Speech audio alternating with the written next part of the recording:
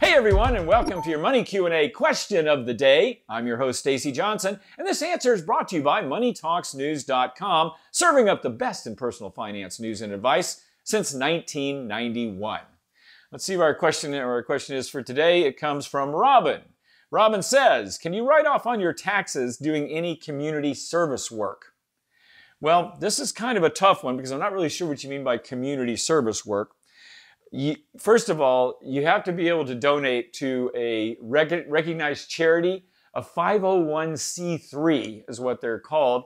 If you're working with a charity, you can just ask them, are you 501c3? And then you can find out whether your contributions will be deductible. Now, what Robin's asking though, doing community service work. Now, you can't donate labor, or write off anyway. You can certainly donate labor, but you can't write off that donated labor to any charity. So for example, let's say that you're a lawyer, you charge $200 an hour, you do an hour's worth of pro bono work for that charity, you don't get a $200 write-off. That labor is free. It's donated, it gets you no write-off. Now, there are things you can write off though.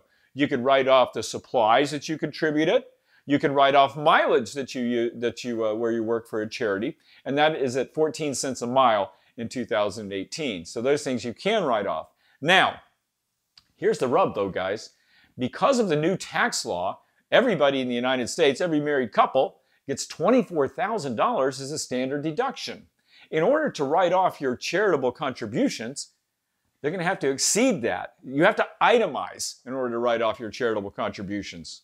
So unless you've got more than $24,000 worth of itemized deductions for a married couple, it's not going to pay you to itemize. So those charitable contributions aren't going to do you any good. So it's single $12,000, married $24,000, married filing jointly that is.